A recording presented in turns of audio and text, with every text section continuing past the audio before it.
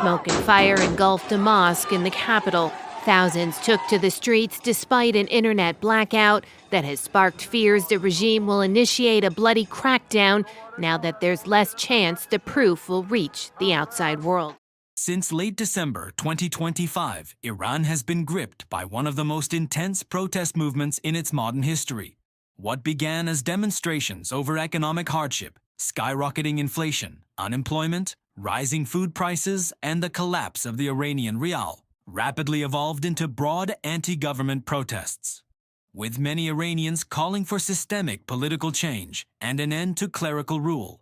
The unrest spread quickly across all 31 provinces of Iran, with demonstrations reported from major cities including Tehran, Isfahan, Shiraz, Mashhad, Karaj, Tabriz, and Avaz. Protesters voiced deep frustration not only with deteriorating living conditions but also with political repression and a lack of basic freedoms. Security forces responded with overwhelming force. Reports from inside the country and from human rights groups described the use of live ammunition, metal pellets, and other lethal tactics against unarmed demonstrators, resulting in heavy civilian casualties as well as mass arrests.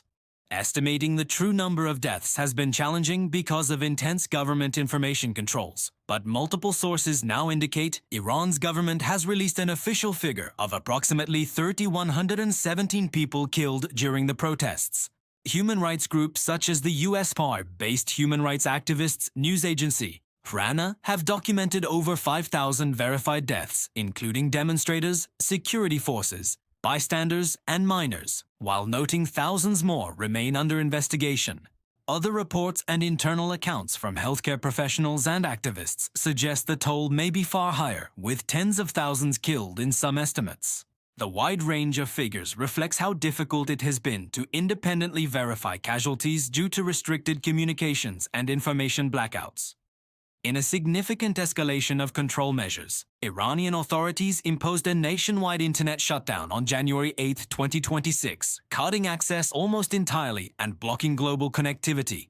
This blackout, still in place more than 300 hours later, is one of the most comprehensive communications blackouts in modern Iranian history. Internet and phone disruptions have made it extremely difficult for protesters to organize, for families to stay in contact, and for journalists to report on the ground. Even satellite services and VPN usage have been heavily restricted or blocked. Beyond the internet blackout, state forces have escalated repression. Mass arrests, tens of thousands of people, including students, human rights defenders, lawyers, journalists, and even people wounded and receiving treatment in hospitals, have reportedly been detained. Labeling protesters as terrorists. Iranian judicial authorities have charged many demonstrators with severe offenses, including waging war against God, punishable by death under Iranian law. Harassment of victims' families.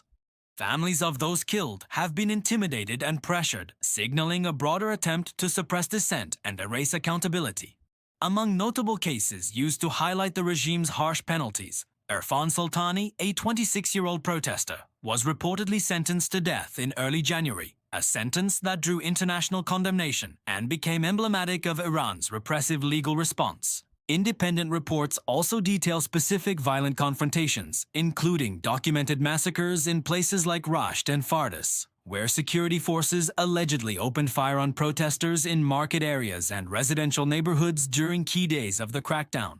Though the internet blackout and heavy security presence have made continued street reporting difficult, accounts from within Iran suggest that in many regions, protests were either severely suppressed or driven underground with fewer large gatherings but persistent dissent manifesting in smaller, less visible ways. In some communities, mourners chanting slogans at cemeteries and private anti-regime expressions continue to surface. With the traditional Iranian mourning period of 40 days approaching in mid-February, analysts warn that renewed waves of protest could emerge around those memorial gatherings. The Iranian leadership has sought to justify its response by portraying the unrest as choreographed by foreign adversaries. Supreme Leader Ayatollah Ali Khamenei and other officials have accused the United States, Israel, and external terrorist elements of instigating violence and destabilization. Inside Iran, President Masoud Pezeshkian echoed the theme of foreign interference, while continuing efforts to clamp down on dissent through military and judicial means. The situation has drawn strong international responses. The United Nations Human Rights Council held an emergency session condemning Iran's use of lethal force and called for expanded investigations into alleged abuses. The United States has imposed sanctions on 9 oil tankers tied to Iran, targeting the regime's revenue streams amid its crackdown and digital blackout. U.S. President Donald Trump announced the movement of a U.S. naval carrier strike group toward the Middle East region, framing it as a deterrent against further escalation and showing support for protesters. A big force going toward Iran. I'd rather not see anything happen, but we're watching them very closely. Some allied Western governments have also signaled readiness to consider additional sanctions, while calling for accountability for human rights violations. Human rights organizations have condemned Iran's repression as a widespread violation of basic freedoms, calling for independent investigations, accountability for alleged war crimes, and protections for civilians. Many activists describe the crackdown as the most severe in Iran since the 1979 Islamic Revolution. Amnesty International and other groups have highlighted not only deaths and arrests, but also enforced disappearances, reports of torture in custody, and attacks on families of victims, indicative of a broader system of repression aimed at quashing dissent and hiding evidence of mass atrocities. As of the latest reports, large public protests on the streets have been largely driven back by force and digital isolation. Nevertheless, anti-regime sentiment persists, with Iranians expressing discontent through other channels where possible, such as memorial observances and low-visibility resistance.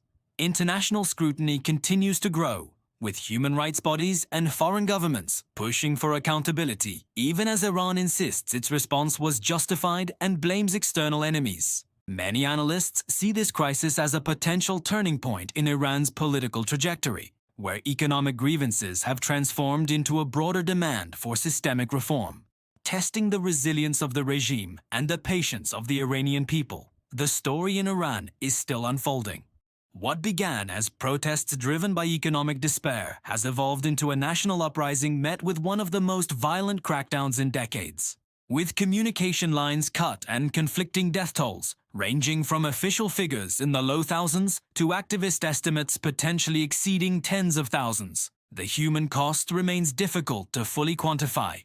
International pressure is mounting, but whether this will translate into meaningful change for Iranian civilians remains uncertain. Thank you for watching, and please don't forget to like this video and subscribe our channel for more videos like this. See you next time.